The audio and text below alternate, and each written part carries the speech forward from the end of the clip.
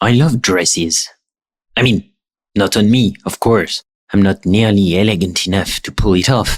But nevertheless, to me, dresses are one of the most elegant pieces of clothing ever invented. And I'll be honest, I like them even more when they change colors.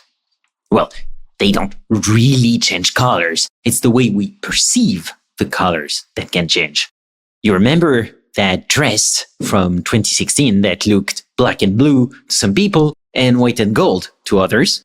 Well, that's exactly what we'll dive into and explain in this episode. Why do we literally see the world differently? Why does that even happen beyond our consciousness most of the time? And, cherry on the cake, how on earth could this be related to priors? Yes, as in Bayesian priors. Pascal Wallisch will shed the light on all these topics in this episode. Pascal is a professor of psychology and data science at New York University, where he studies a diverse range of topics, including perception, cognitive diversity, the roots of disagreement, and psychopathy. Originally from Germany, Pascal did his undergraduate studies at the Free University of Berlin. He then received his PhD from the University of Chicago, where he studied visual perception. In addition to scientific articles on psychology and neuroscience, he wrote multiple books on scientific computing and data science. And as you will hear, Pascal is a wonderful science communicator, so that's only normal that he also writes for a general audience at Slate or the Creativity Post and has given public talks at TEDx and Think and Drink. Just a final note before we start, folks. As Murphy's Law predicts, they decided to do some loud works in my building just the day I recorded with Pascal. Thankfully, I have a good mic and an even better editor. Thank you, Marco. But apologies in advance if some hammering still made it through the recording. This is Learning Bayesian Statistics, episode 77, recorded January 11, 2023. Welcome to Learning Bayesian Statistics, a fortnightly podcast on Bayesian inference, the methods, the projects, and the people who make it possible. I'm your host, Alex Andorra. You can follow me on Twitter at Alex_Andorra, like the country. For any info about the podcast, learnbayesstats.com is la place to be. Show notes, becoming a corporate sponsor, supporting LBS on Patreon, unlocking Bayesian merch, everything is in there. That's learnbayesstats.com. If with all that info, a Bayesian model is still resisting you, or if you find my voice especially smooth and want me to come and teach Bayesian stats in your company, then reach out at alex.andorra@pymc-labs.io or book a call with me at learnbayesstats.com. Thanks a lot, folks, and best Bayesian wishes to you all.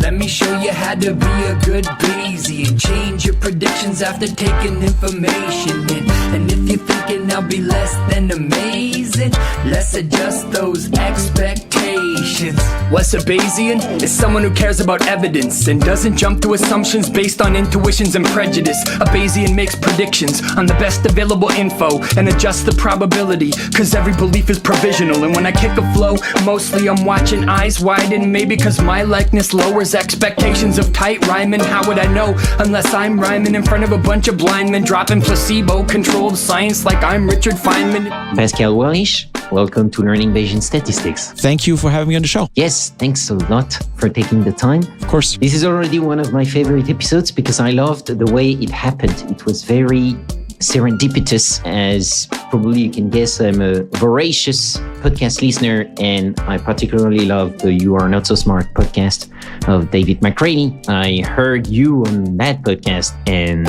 first, the content of this episode was really, really good, and I was at the edge of my seat and wanted to know what's going to happen. And David did an amazing work at that.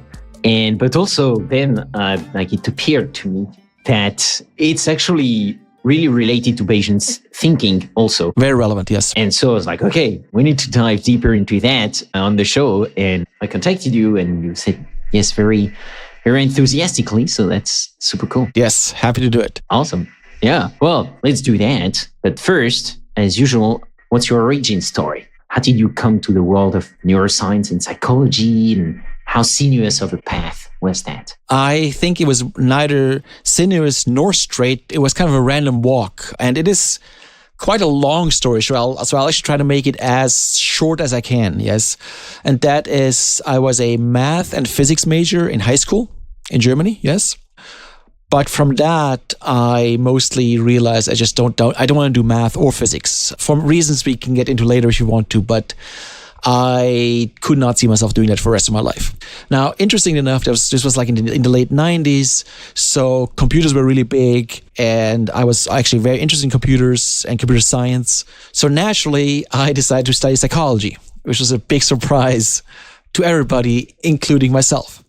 Doing that for a couple of years in Berlin, I realized that I want to go deeper, and I want to go meaning into the brain. And so I decided to do a PhD in neuroscience in Chicago. And so that's how that happened. But in hindsight, again, in the 90s, computers were big, so naturally I go into psychology. In the early 2000s, the internet is starting to get big, so naturally I go into neuroscience. So strange, yes, but okay. So it was a very circuitous and kind of a random walk. But I like it. I like it a lot. Yeah. From what I know from you, which is like basically the articles on your blog that I read through, and also, of course, the podcast episode with David, that was that I can feel your passion. So that's super enthusiastic. Very passionate. And by the way, so that's actually what I was lacking. So, I definitely appreciate the, beauty of math, yes, and the rigor of physics, but the passion was not there, yes.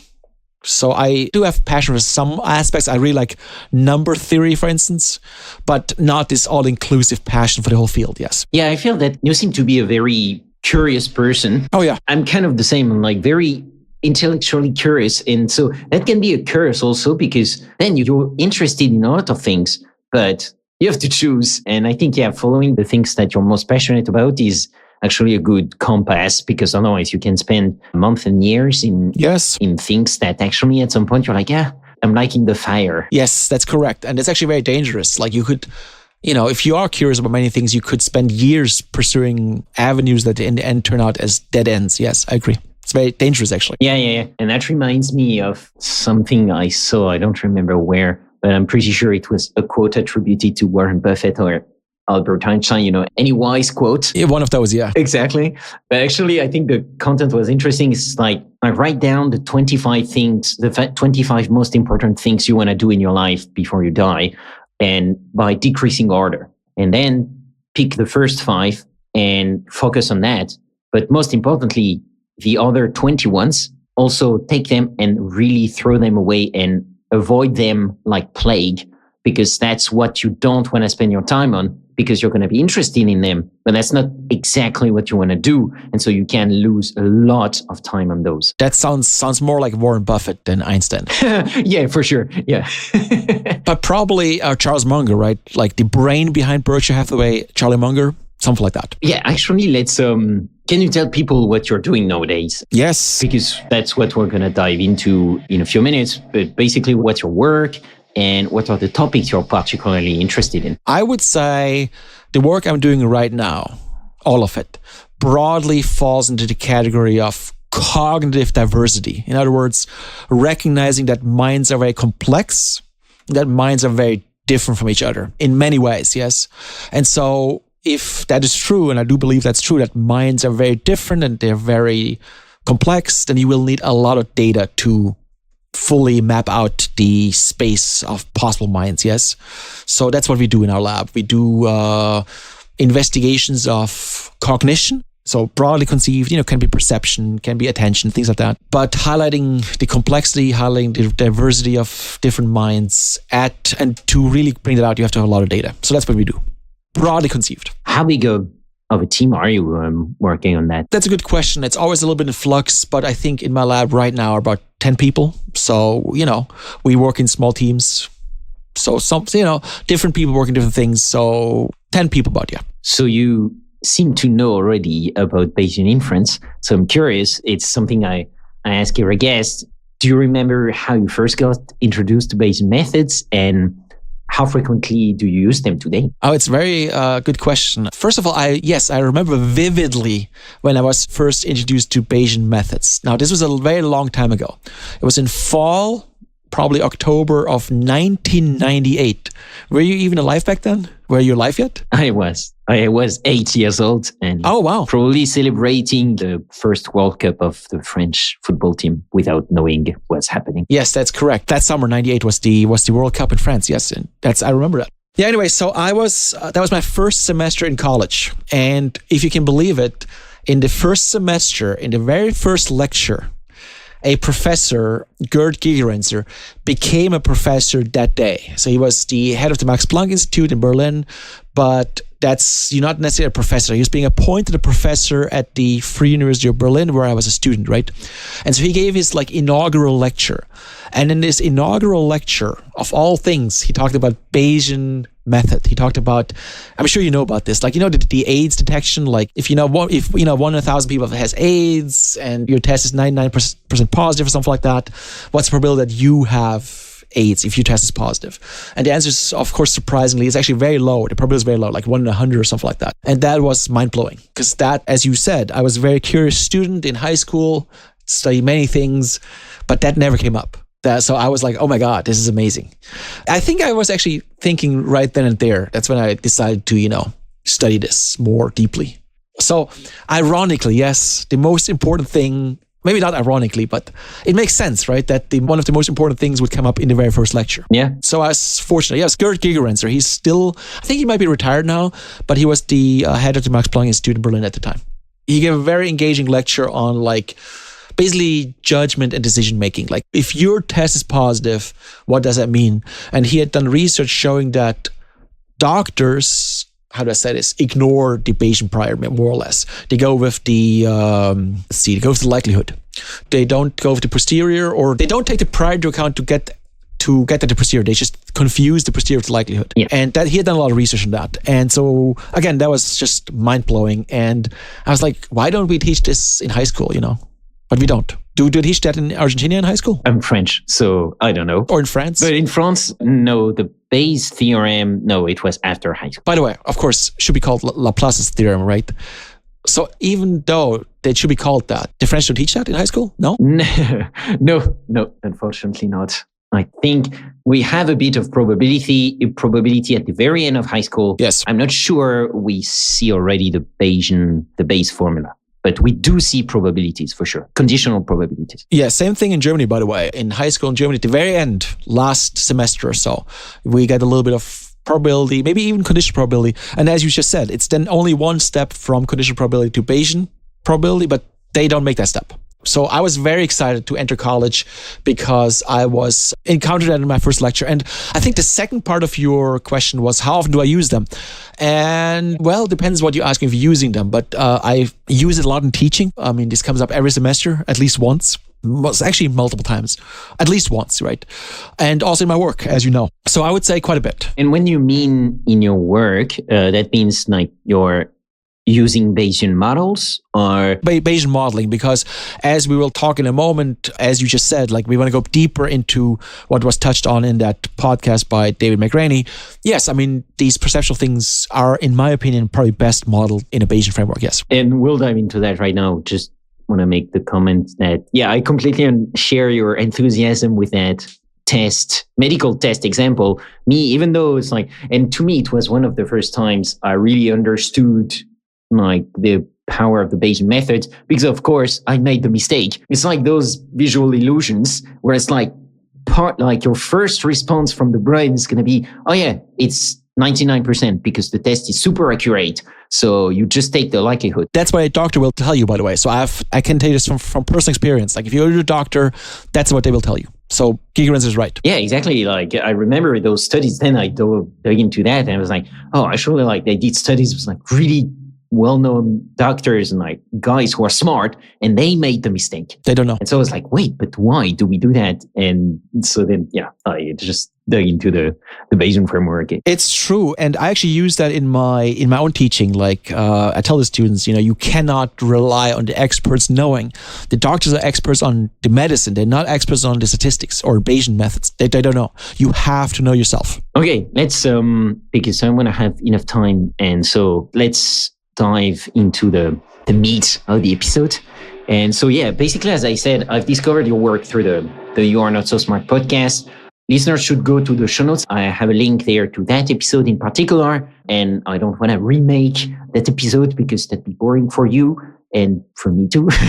So Yes. in there, you talk about your research that you did on the dress Yes. from 2016, the one that people saw mainly either in black and blue, which is the real color of the real dress, or lots of people also saw it in white and gold.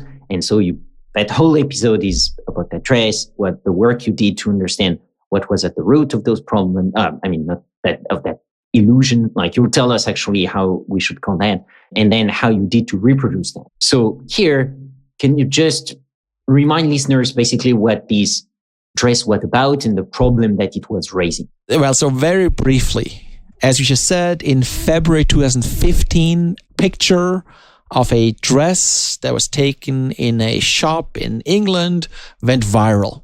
And the reason it went viral is because even though, as you just said, the dress itself is black and blue, and if it's in bright light, bright white light, bright normal light, regular light, everybody agrees that yes, the dress is black and blue. But that particular image, the internet was pretty much split down the middle, although there was a slight bias towards white and gold. So most people actually saw it as gold. It's like 2/3 or something like that. I would say 60% saw it as white and gold, 1/3 as black and blue, and then the rest, everything else. So, so that's what really, I think that's what was one of the most, still to this day, one of the most groundbreaking things that just everybody was talking about. Yeah. And so that's how I remember it too. And so basically, briefly, there was this fundamental disagreement between what the color of the picture of that dress is. And I guess what makes this remarkable is it's not subtle, okay? It's white and gold or black and blue. Those things are not next to each other on the color wheel.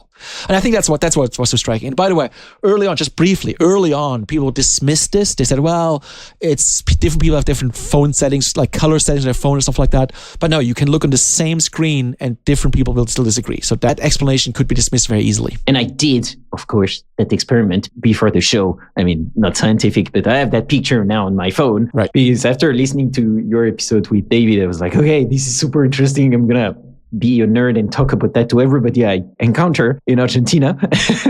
and then I was like, oh, I'm going to interview that guy, by the way. So he's doing that, blah, blah, blah. And then I was showing that picture. I was like, so how do you see it right now? And of course, it was not the same as me most of the time. It was just like amazing. So yeah. Early on the first day, there was articles, even like Scientific American, I can send them to you afterwards, that said, oh, it's just screen settings. But I knew that was not true because I had done what you did, like look at the same screen, different people. Yes. Yeah.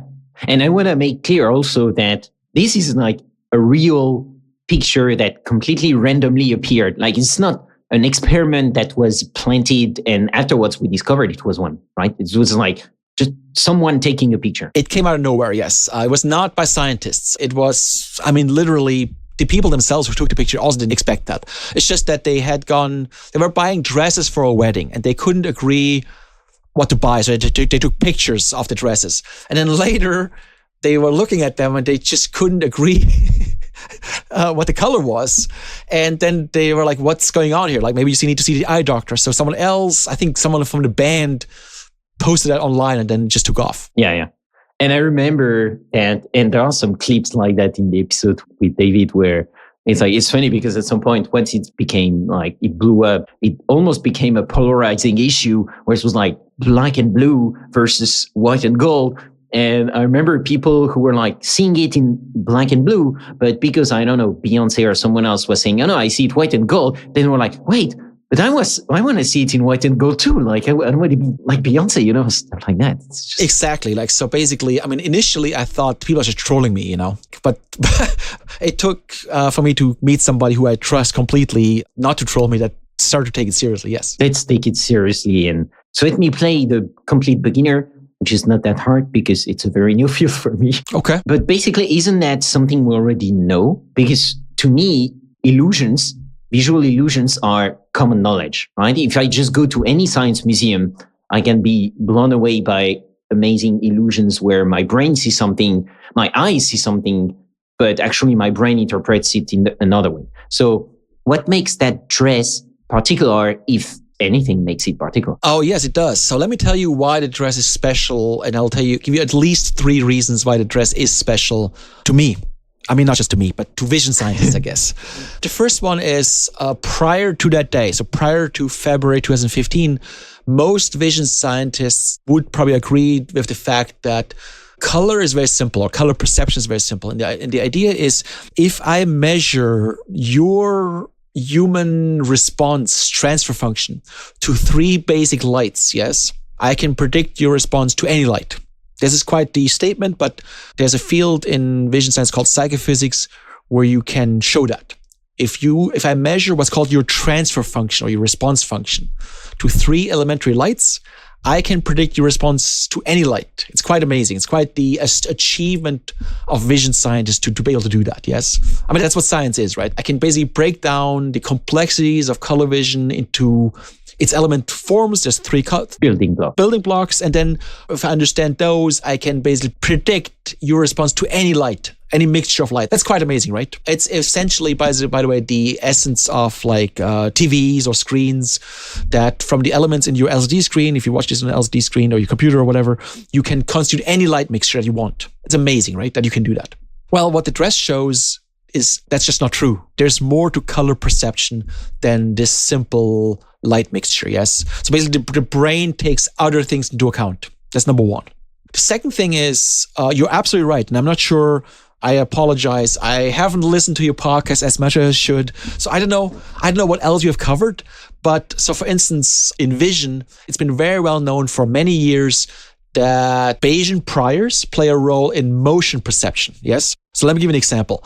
Like, let's say you see something moving and I ask you how fast it is and you give me your estimate.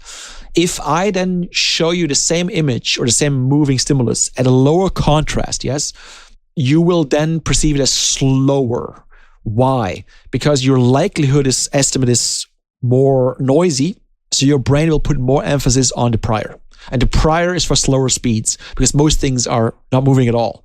There's more slow moving things in the environment, right? So basically... And when you say more contrast, less contrast, that means, for instance, less light? Practically, yes. But contrast is basically the difference between the brightest point and the darkest point. But if you dial the contrast down, you can show that the brain will put more emphasis on the prior, and then you will see things slower. But to mine... Because you get less information from the data. Correct. So you have to rely more on the prior. And the brain is smart like that. Yeah. And you can show the same thing. Same thing is true for the motor system. So they showed basically, the analogy is tennis players, right? If you see the ball, you go to where the ball is. But if I add fog, and by the way, I'm happy to send you those papers. I'm not sure if you covered them on your podcast yet. Yeah, no, for sure. We should put that in the show notes. Yeah, in the show notes, yes. If you add fog, basically, then the tennis player will go with the prior, like where the ball tends to go. It's been shown in the motor system and it's been shown in the motion system, but to my knowledge, nobody had ever shown that in the color system. And so that would be, for instance, why it's harder for us to drive at night, I guess. Dangerous, because you will see things moving slower than they actually are. Yes, correct. Yeah, exactly. Okay, yeah. I'm actually super amazed still that we can estimate quite accurately the speed of a car moving really fast down the road and if we can cross or not. Because I mean, if you think from an evolutionary perspective, our system is not at all made for that. Like cars are really, really recent. So it's pretty amazing that we have that plasticity to be able to do that already. And I'll be happy to send you some show notes on that, or that some things that you can put in the show notes. Yes. Yeah. Now, anyway, the third reason why it's amazing is, you know, those illusions in the museum that you said, like for instance, the Necker cube that you see, the cube going this way or that way, or the vase and the faces, yes? Yeah. But most people can see both things very quickly, yes? Or the spinning dancer, spinning clockwise and counterclockwise, all of that, yes? Yeah. With the dress, because it has to do with what prior you have and with what prior I have, it's not something I can easily override. So you might never be able to see. By the way, what do you see? Black and blue or white and gold? So this is super weird because depending on the moment of the day, I look at the picture, I see it differently. Okay. So 1% of the people, right?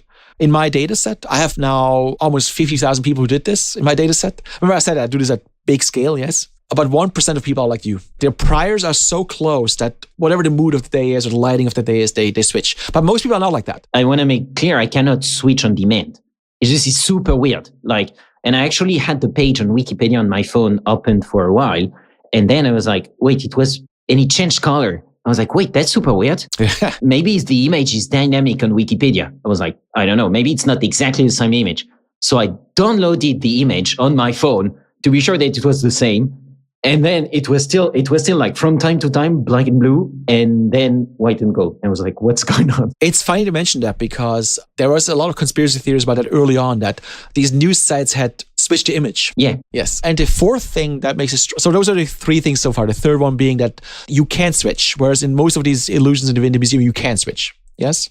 And the fourth thing is that it's so strikingly different. So, for instance, every so often, like a new dress, quote unquote, breaks. Yes. But it's like, okay, is this blue or is it gray or something like that? You know what I'm saying? Where it's like really a judgment call. Like, yeah, I don't know. But this is like black and blue or white and gold. Like, whoa, you know, it's like, this is not at all close. Yeah, yeah. If you look on the color wheel, it's not. Complete opposites. Yeah, it's like, I see a banana and you see spinach. It's like, what? It's that different, yes. So I would say those are the four things that does make the dress special. Yes, it does. Okay, great. Awesome. Thanks a lot for that very structured answer to a very broad question. Okay, so I'm very impatient, so I cannot take that suspense anymore. Okay.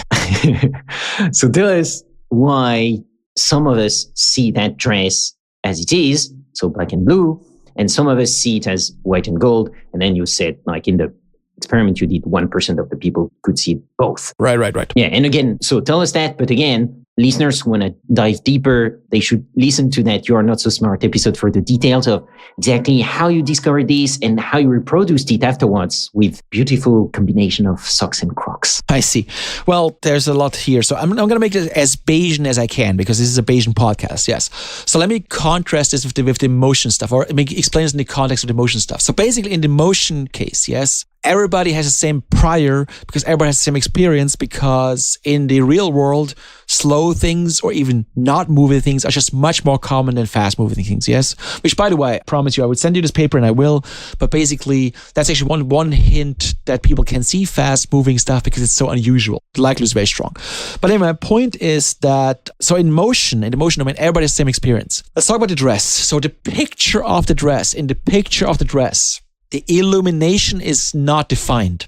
Basically, this was taken inside, yes, but that's unclear if it's artificial light or daylight because it was overexposed with a cell phone, with a Samsung cell phone, with a flash.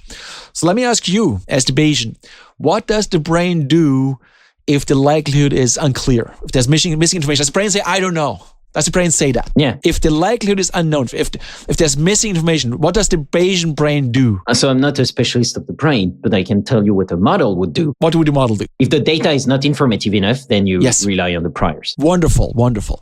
So in other words, so normally to see a color, the lighting has to be taken into account. That's called color constancy, yes? I'm not sure if you have a photographer or if your audience is photographers, but basically you have to color correct the image, right? So to make sure that your shirt looks the same way outside in artificial light and in daylight, you have to take the illumination into account, yes. But if you don't know the illumination because it's ill-defined, what are you going to do?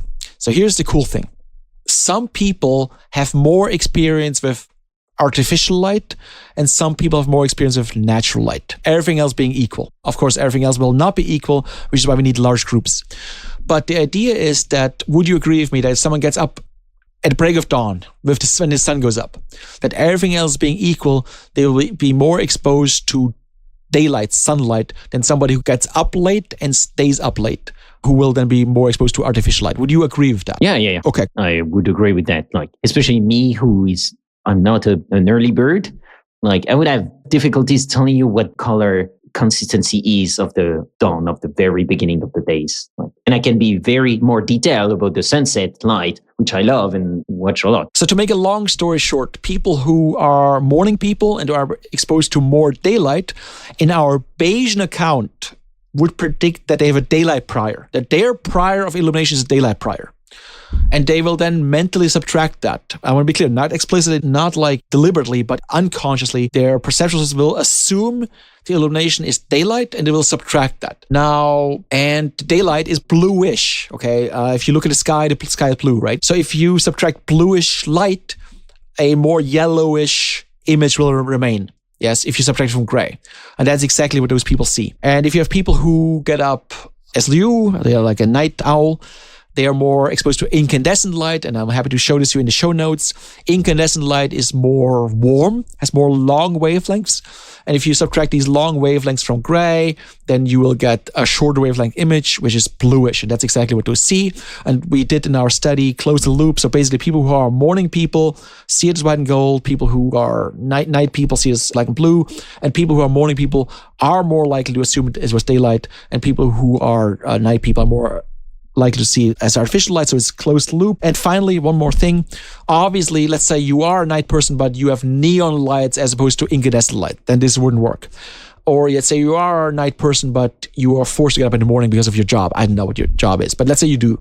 Then this wouldn't work. So this is not necessarily going to happen on the individual level, but in large groups, we find a very large, statistically reliable result. And I have now replicated this in like 50,000 people.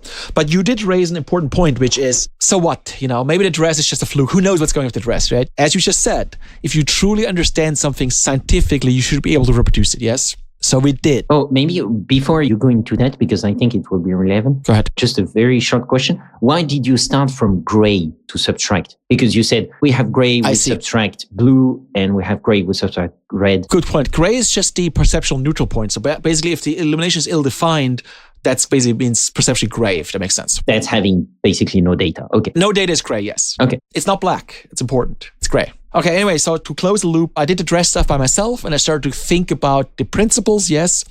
And then together with my colleague, Michael Karlovich, we implemented this with Crocs and socks, as you just said. So we took Crocs, which is a kind of shoe, which could be any color, and we illuminated them with complementary light. So let's say if it's a green Croc, we illuminated with pink light on a black background, so it would look gray. Or we took a pink Croc and illuminated with green light, so it would look gray. But then the person, our model, Michael Karlovich, wore socks that are white.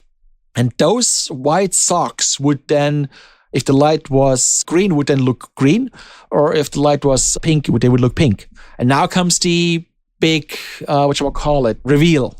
And that is, if you go with first impressions, like what it looks like, then the Crocs will look gray and the socks will look either pink or green. And maybe, there are green socks, there's pink socks, right? And there's gray Crocs. It's possible. But there's some people, and we were able to show that in our paper, that know this kind of sock is white. And those people will then be able to recover the original color of the Croc, even because they're mentally subtracting that light, even if it's not there. It's pretty crazy, actually. Yeah. The pixels are gray, but the appearance and the mind of the people who know this is white is going to be pink or green. And that's when we knew we basically could show that that's the mechanism. We can create it. Yeah, that's amazing. I loved it when you went into the detail in David's podcast. I was like, okay, that's fun. And also, that's where you see, for me, that was my first real exposure to, let's say, color science. Because me, what I know about wavelengths from color and so on come from physics and astrophysics. And I know, we use the wavelengths, stuff like that, things that are objects that are further from us. Redshift and all that. Yeah, exactly. With the redshift and so on. I know it's very important for that, but it was funny for me to see it also basically here on Earth. We can use that. That was super cool. And just to mention the Bayesian aspect of that Crocs and sock thing. So basically, some people have a white sock prior. I know that sounds a little crazy, but where does it come from? We asked in our study, and it's basically people who have more experience with that kind of sock have a stronger likelihood to have that kind of prior. Yeah. Again, this sounds pretty wild, but we have the data. Yeah. I mean, it does, to me, it does make sense, but it's because, maybe it's because I'm Bayesian. Yes. And so basically, all of this, what's really super important here is people's priors, right? Yes. Basically, it's these kind of experiments are a way to reveal people's priors about the phenomenon in question, right? Correct. I think it's kind of the first time I listened to that in the way that, because prior elicitation is very hard. It's notoriously hard in the Bayesian framework because there is still that, illusion that we don't have priors. People are like, but I don't have any priors in that.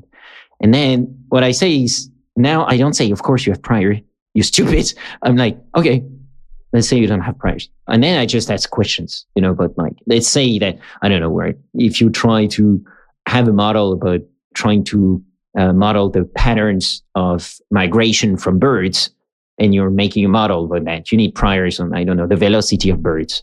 And I don't know anything about that. But then I'll just ask the question. So do you think birds go as fast as light? No. Well, that's prior, right?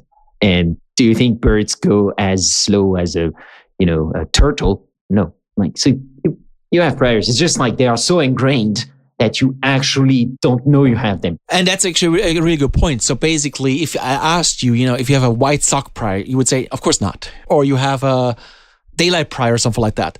And so this is actually a nice way to show, these priors do exist, and they only manifest like through the effect on behavior or perception, But you would never know. How would you know, if you have this prior or not? Yeah, I'm reading that book right now from Robert Burton, I think, on being certain. And it's neuroscientist, and it's super, super interesting. And that part, there is a part of the book where he talks about priors and how they are basically ingrained. And also it makes sense, because otherwise, if you had to, know all your priors all the time, it would basically make you very, very inefficient as a human being. Exactly. So as a cognitive scientist, I can say that, how do I say this? Priors bias you for action. And as you know, with evolution, being correct is a kind of secondary consideration. But the first thing is you need to act. You need to take action. And to take action without going crazy or of being anxious, you have to be fairly certain. More certain than the data justifies. But if your prior is good, that's fine. If you have a good prior, you're fine. You don't need to wait until you have all the evidence. You're going to be too slow. Someone else is going to, take your food. Eat you. Yeah, exactly. Yeah, eat you. You are the food. Yes, you are the food. Yeah, and most of the time, so those priors work really well. It's just sometimes you have to think about them. And yeah, I mean, basically in that book also, he goes into like the spectrum of some people being totally unconvinced most of the time because they have compulsive obsessive disorder or something like that. Yeah. Yes, exactly. So you could see that like that. And then you have the other end of the spectrum of people being totally convinced of something. And then he takes the example of John Nash, for instance, who was like very good, absolutely convinced against all evidence that he was going to be the next emperor of Antarctica. That's a very good point that you raised. You know how I told you earlier that I say like cognitive diversity in my lab? And that's exactly the kind of thing that we're looking at. So basically, there are people that look up in the sky and they don't see constellations. They just see individual stars. Yes. So they basically don't jump to conclusions. They don't connect the dots. Other people, they see all kinds of things, they just look up and they see whole stories play out in mythology and all that. So there's a huge difference in the propensity to connect the dots, yes, and to jump to conclusions.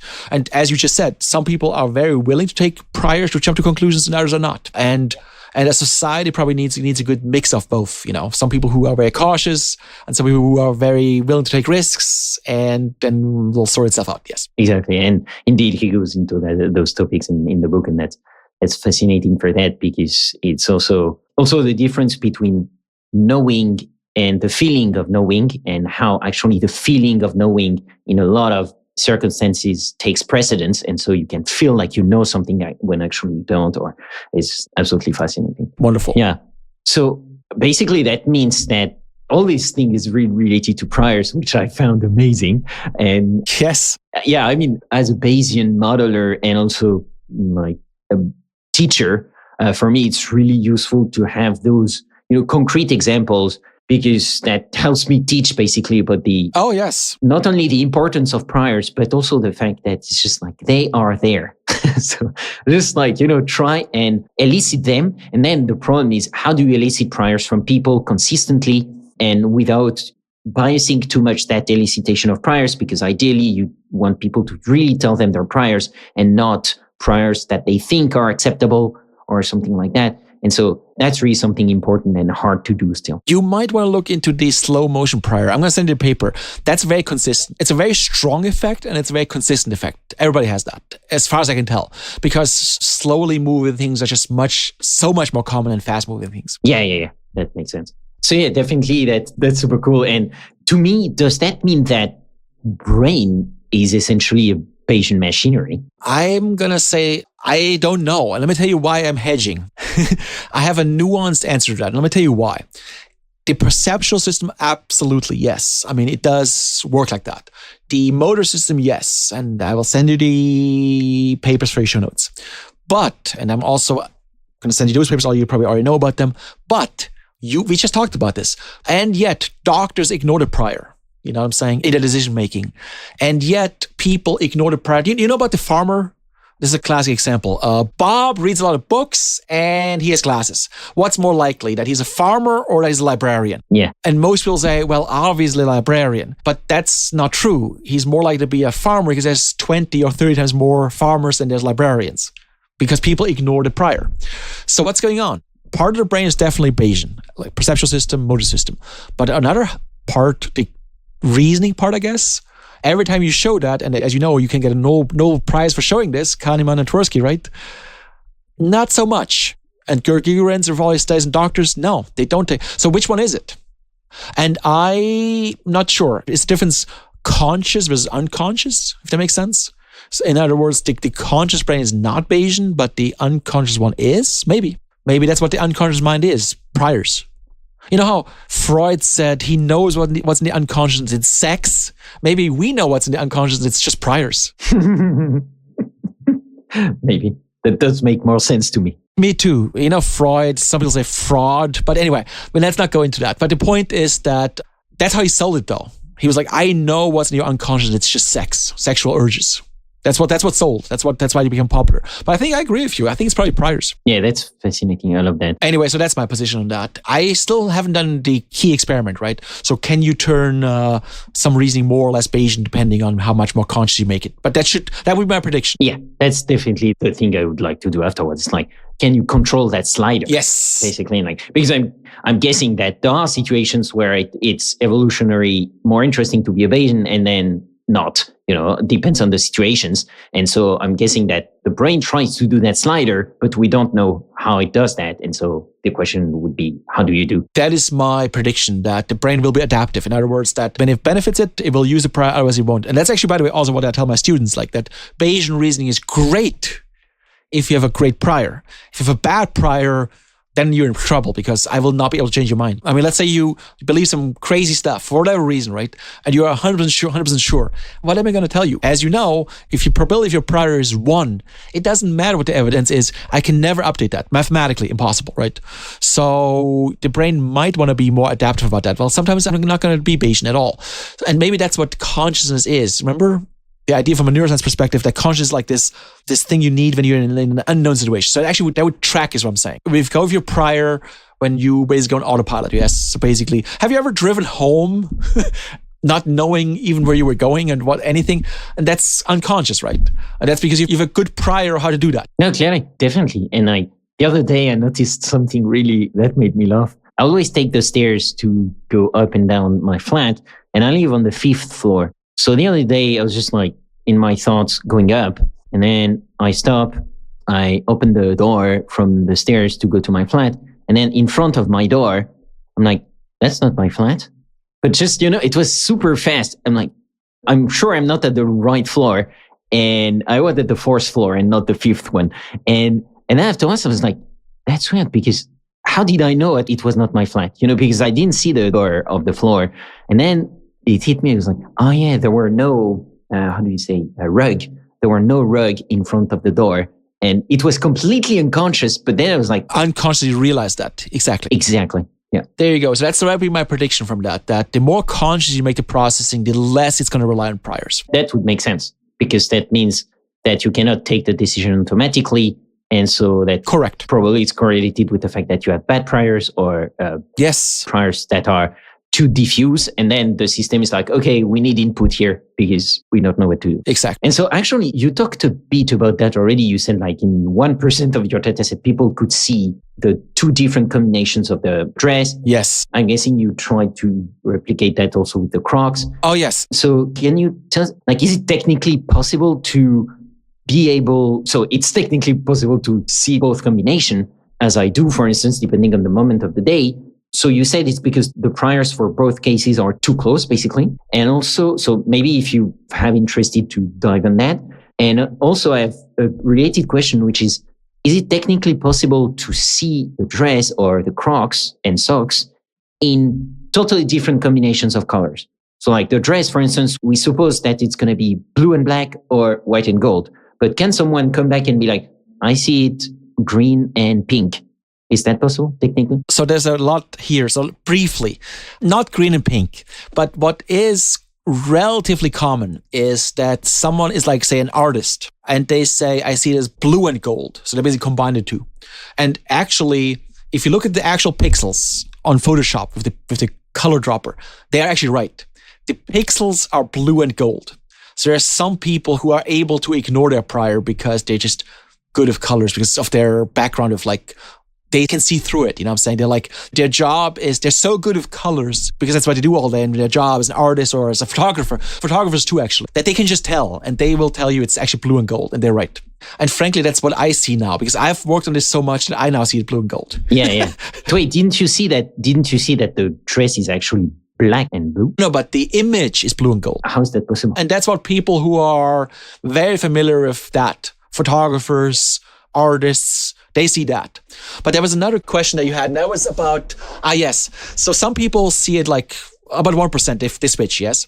And so here's the experiment I want to do. I haven't done this yet for purely logistical reasons, but I have the contact information of several hundred of these people. And what I want to do... Well, you have me now. Too. And now there's a couple hundred plus one. And what I want to do, but again, this is for purely logistical reasons, I've not done this yet. I want to send them a incandescent light bulb versus a light bulb that is very like, on the other end of the spectrum. And I'll be like, okay, you use this light bulb for a couple months. And then we'll see if we can lock you into this or that pool. Because one thing that's not clear yet is, one possibility is that the priors are just very close and we can bias you towards one or the other, yes? That's our hypothesis. But another possibility is there are some people that just don't rely on priors that much at all. And then it has nothing to do with that. So, and we don't know which one it is yet. But that's one of my long lists of experiments that I want to do. It's just I haven't done it yet. But yeah, that would be tease apart that question. Is it that some people just have priors that are too close? Or is it that they don't rely on priors at all that much? Yeah, or maybe even something else. I was going to say, or maybe even something else. I was just going to say that, yes. Or a little bit of both. But if our story is true, and I think it is true, then it should be possible to bias those experimentally, push them in this or that pool. Yeah. Nice. Can't wait for that experiment. As we said, basically that experiment you did with the Crocs and socks, basically that shows that we can elicit people's priors. We can identify their priors, even if they don't even know that they have those priors, which to me is amazing. Yes, and I think they would be very surprised. Yeah, that's incredible. I love that. Yeah, no, it's a wild story. Like I said, I think people would be very surprised if we told them, yo, you have a white sock prior. This is another experiment I want to do, but I haven't found an object yet, and maybe your listeners can help me. Here's what I'm looking for. I'm looking for an object, a candle, some object that is one color in one culture, but another color in the culture right next to it. So maybe Brazil versus Argentina or something like that, or France versus Germany. Like the same object looks different in different cultures. So do you mean when you tell me that object, then my brain is picturing something? Or when you show me that object, my brain is seeing something? No, just the experience. Like let's say, I don't know, let's say mail trucks are red in France and blue in England. I don't think they are, but let's just say that's the case. Yeah. And then I show you one that's kind of ambiguous with lighting conditions. Then I can maybe elicit that prior for people from that or that culture. I think so. But again, I haven't found a suitable object yet. Yeah, that makes sense. If I'm right, that should work. And then we can visualize that prior. Yeah. Or elicit that prior. I don't know, you tell me, is there like a prior for, let's say soccer balls are yellow in Brazil and white in Argentina, but I'm not sure that's true. Then we could use that. Yeah, I see what you mean. Okay, nice. Well, definitely, people. You heard Pascal. So if you have any ideas, let us know and we'll get that going. Same object, but different colors and different cultures. That could be very valuable. Yeah, for sure. Yeah, and I like how is that it's a very important part of your experiments. You talk about that actually in David McRaney's podcast episode where actually finding the combination of Crocs and socks was very long. Like it took you a lot of work to find that object. That was the contribution of my collaborator, Michael Karlovich. He had experience with Crocs and socks. I wanted to use like candles of different colors, and maybe that would have worked too, but we settled on the Crocs and socks. Yeah, it's the kind of things that, when I do a model, it's like a lot of things, happen under the hood, and people don't see them, but they actually take you a lot of time. that made me think about that. It's just like the hidden work. It was a lot of that. Well, the idea of the experiment is one thing, right? But implementing it, making it work is not easy. To get back to those prior elicitation, so that's what it shows, that people have priors even though they don't know they have. So yes. Does that mean that basically we can change people's priors? And maybe that could bring us closer on some important issues, right? Because like here, it's just about a dress and some Crocs. But of course, those priors can come up all the time. And so, yeah, my next question is, okay, we know people have priors.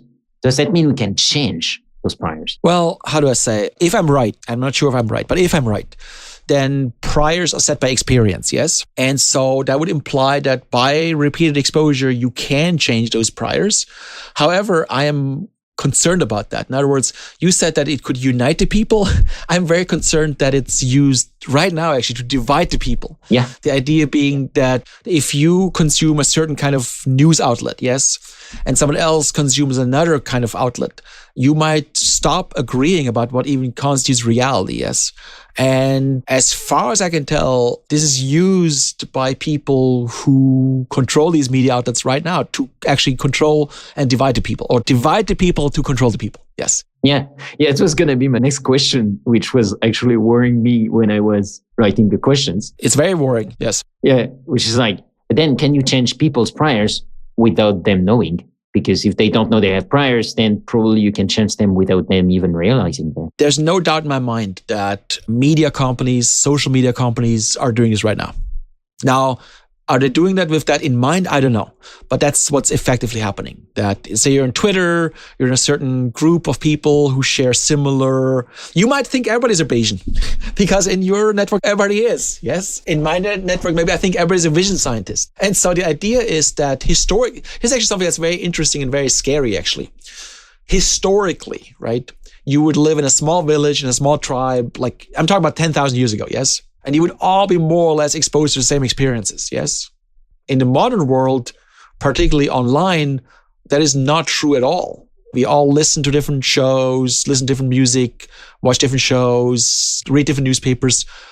I'm very worried about that because it's now possible in the 21st century to take control of somebody's mind, if I'm right, without them even knowing it. But how would you do that? Like, can you walk us through an example? Oh, yeah. Let's say you own the New York Times and the Washington Post and CNN and MSNBC, and you just expose people to fake news all day long. And then they will start to believe that the world is not as it is. They will have all kinds of imaginary concerns. But how does that relate to the...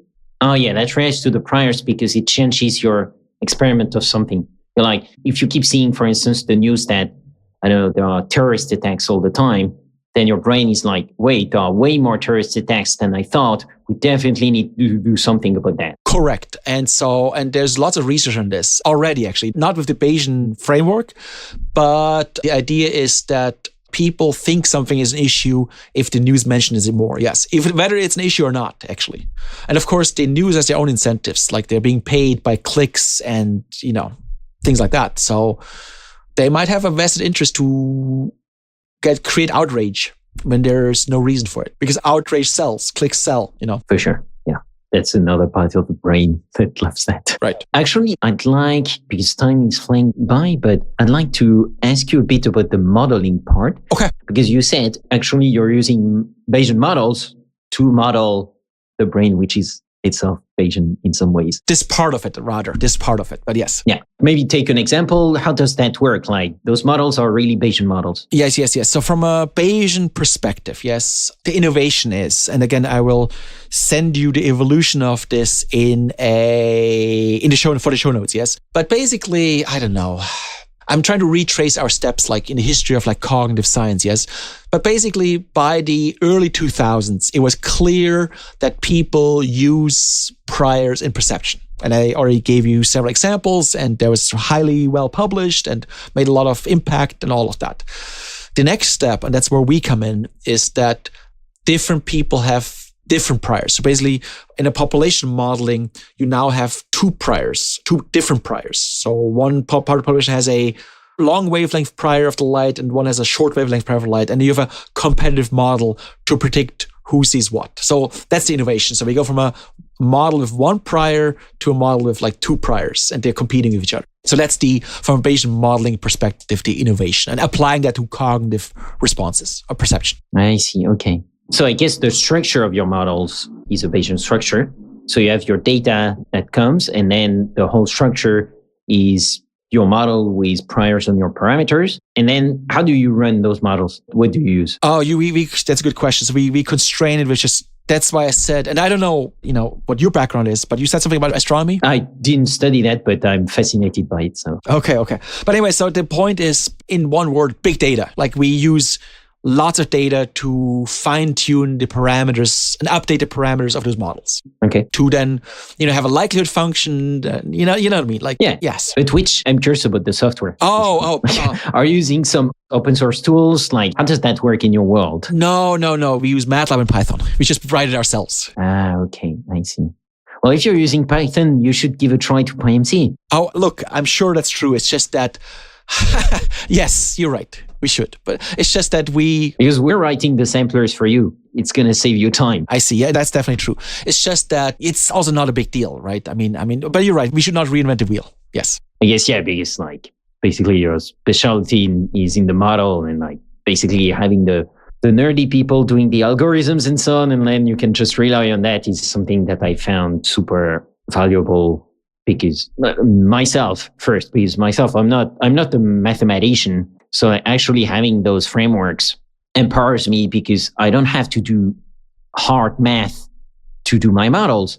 I can do code, and then I execute the code, and the code is doing the math for me. I see. That's fair too. That's also fine. Yes. Okay. Yeah. Well, if you do that one day, definitely let me know. And if you have some questions about PyMC, of course, I'll be happy to help. Okay. Thank you for offering. So maybe more of a more philosophical question, let's say, to start closing up the show.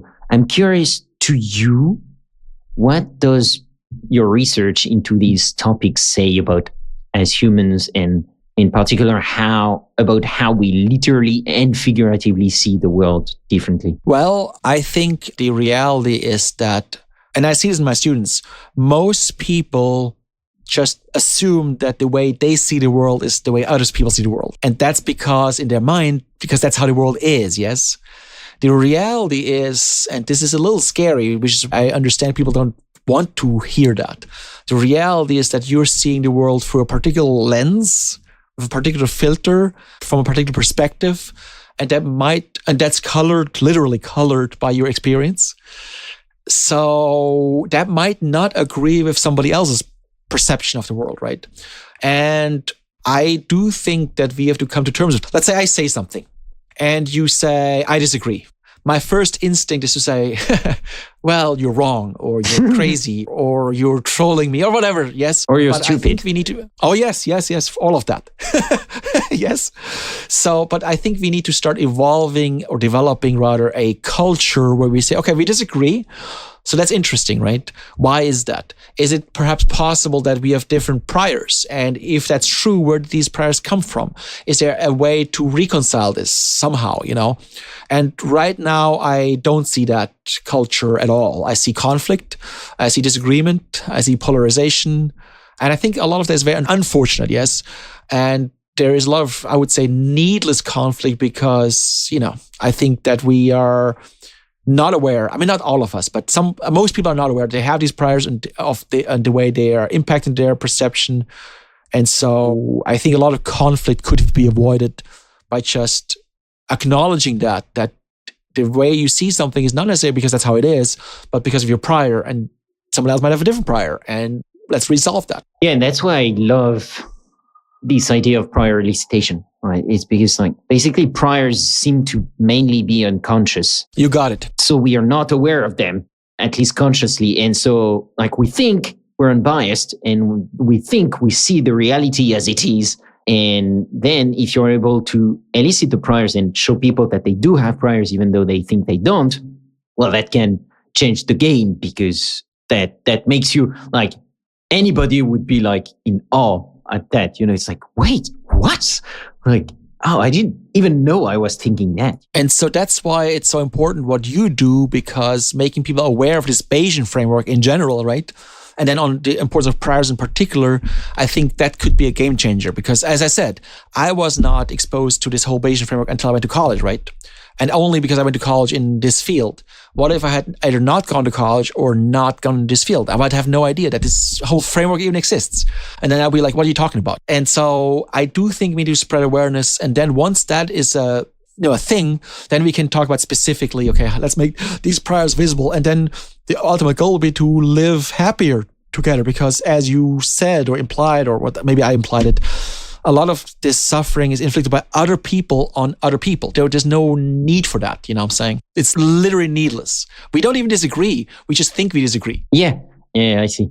Cool. Well, perfect time to almost end the show because I still have the last two questions I ask every guest at the end of the show. Maybe just before that, so if people are interested in following you and so on, everything will be in the show notes. And maybe which projects are you most excited about for the coming month? Well, so what we're working on right now has nothing. Well, that's not true, but it's using a different stimulus material. We use music but it goes similar ways. Basically, we look at to make a long story short, the music you like for certain reasons, but not for the reasons you think. We can show in our study that it has very little to do with the actual waveforms in the music, more like with what you associate with that. But what you associate to music might be different from what I associate with it. So it's a similar thing, but with a totally different stimulus material. Okay, nice. And I'm very excited about that because it's the same story again, but with something on the surface level totally different. Let's say music, you know. Yeah, that sounds super interesting. Definitely let me know when that's out and maybe that will be worth another episode. Sure, happy to do it. But what I'm saying is, isn't it striking that how you feel about some music and literally what emotions it evokes has very little to do with the actual music, but with what you associate with the music? That's already freaking me out. Stop here. It's and I mean, then I can also imagine that with food, right? Right. Is that the kind of food that you choose and that you want to That's a good point. Eat a lot, or, stress disorder related to food can actually be related to stuff that's completely different than actually the food. Correct. It's it's not about the food. It's not about the dress. It's not about the socks or the Crocs. It's about these deeper issues. You're 100% right. And it's a little scary to think about that. Yeah.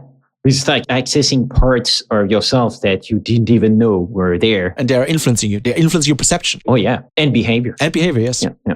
So, but at the same time, it's really awesome if we can get there because okay, that's cool. Now we know and we can decide what we can do about that. 100%. Awesome. Well, okay. Before letting you go, I'm going to ask you the two questions I ask every guest at the end of the show. Okay. I would have a zillion questions left, but that's life. So, first one, if you had unlimited time and resources, which problem would you try to solve? You mean in the world or in science or both? Up to you. Okay. I have to be honest with you. I don't think I can just pick one because they're all related. But let me mention three that are pretty much equally important in my mind. One is the scaling problem. And that is the idea in a small society of 100 people, which is what humanity spent 99.99% in, that we evolved in, 100, 250 people. There are very few issues with credit and responsibility and all of that, yes? In the modern world, you could make a bad decision, but I pay the price for that. So society doesn't really scale. Let's say you advocate for bad policies that rise crime, but I didn't get mugged. But you are, you can get the virtue signal on the internet that you are a good person. That's unfair, right? I get mugged because of your bad choices. That's the problem of society. So it's basically responsibility and incentives don't scale well in society. And this is, as far as I can tell, an unsolved problem. Related to that, in general, we have a lot of evolutionary heritage, yes, that made sense in the evolutionary environment. For instance, this reliance on prior to act quickly so that you can eat something as opposed to being eaten, right? Yes. In the modern world, we should maybe have a higher priority on accuracy and being correct. So, but evolution is not going to debug that. So we need to find another way of getting there. And the third, which might seem unrelated, but it's very dear to my heart. Remember I talked about cognitive diversity? Well, there are some people that don't have a sense of morality at all or conscience. They would hurt you and they don't feel bad at all. They would feel good that they... Oh, yeah? Oh, yes. They will feel good that they got away with something. And that's called psychopathy in, so many, I don't like that term for many reasons. We can maybe do a different show about that. But basically, the bottom line is that there are people out there who don't respect values or virtues. They'll just see everything as a game. And basically, no matter what economic system you adopt, they will be hijacked immediately by people like that, as long as you have them running around. Yeah. But that's a long story. But those are the three, yes. Okay. That are basically all equally important. I would like them all solved. And solving them might be even interrelated. You can't really solve one of them without solving the other ones too. So maybe they're trifecta together. Okay, nice. I love it. And also related to what you're already doing, so I'm not surprised. And second question, if you could have dinner with any great scientific mind, dead, alive, or fictional, who would it be? Also, really, there's a tie. It's a tie. So I'm going to say several of them that I would. From the psychological realm, it would be Gustav Theodor Fechner. He was kind of the first psychophysicist. And if that's surprising, you might want to look into that. So maybe he basically started he was a physicist. He started his whole psychophysical investigation of the mind with clearly defined physical stimuli. More broadly, Leonardo, right? Leonardo da Vinci, yes. Who can go wrong with that? Genius, yes. Other than that, John von Neumann, definitely would be a very interesting conversation. And underrated, Leo Szilard. He's kind of like the mind behind the mind, the mind behind the bomb, behind the chain reaction. If he hadn't written so much already, I would also add Richard Hamming, but I kind of know what he would say from that. Or Charles Munger, who already came up, but he already wrote so much that I kind of know what he would say. So I'll stick with those four. Gustav Theodor Fechner, Leonardo, John von Neumann, and Leo Szilard. With those four, I would be happy with any of those four. We put them all in a hat and draw at random. I would be happy with all four. Okay. Well, if you have the four of them, it's a party. It's not a dinner anymore. It's okay. Bayesian party. Yes. But I would be happy with either one of them. And I guess maybe you could add Bayes, but the problem with Bayes is he wouldn't even know he did what he did, so he died without publishing it. So he would be very surprised. No, Laplace would be. He'd be like, why am I at this dinner? What's happening? Yeah. I didn't do anything. Yes. He would be very surprised. Yeah, Laplace is actually interesting. But again, he also published so much that I have a pretty good idea what he would say, saying. Yeah, well, thank you, Pascal. As my prior was that I would really enjoy that and would learn a lot. And yeah, the data didn't contradict my prior. So I guess, yeah. That's good. So we could go with your prior. That's wonderful. And by the way, same here. I was looking forward to this and I'm very happy with it. Awesome. Well, great to hear that. By the way, if you have any guest recommendations for you understand what the podcast is about. If you have guest recommendations, definitely shoot me an email and I will do that. I have the show notes. One is Alan Stocker. He did that motion prior, and Conrad Curling. He did the motor prior. If you haven't had them on already, you should have them on your show and tell them I said so. They will know that they're very busy, but they will have a higher likelihood to say yes. Yeah, definitely. So as usual, I put resources and a link to your website, and also the show notes for these episodes are going to be huge. So that's cool for anyone who wants to dig deeper. Thank you again, Pascal, for taking the time and being on this show. Wonderful. Of course. Thank you. Pleasure was mutual. Thank you. This has been another episode of Learning Bayesian Statistics. Be sure to rate, review, and subscribe to the show on your favorite podcatcher or on Podchaser, and visit learnbayesstats.com for more resources based on today's topics, as well as access to more episodes that will help you reach true Bayesian state of mind. That's learnbayesstats.com. Our theme music is Good Bayesian by Baba Brinkman with MC Lars and Megaran. Check out his awesome work at bababrinkman.com. I'm your host, Alex Andorra. You can follow me on Twitter at Alex_Andorra, like the country. You can support the show and unlock exclusive benefits by visiting patreon.com/learnbayesstats. Thanks so much for listening and for your support. You're truly a good Bayesian. Change your predictions after taking information in. And if you're thinking I'll be less than amazing, let's adjust those expectations. Let me show you how to be a good Bayesian. Change calculations after taking fresh data in. Those predictions that your brain is making, let's get them on a solid foundation.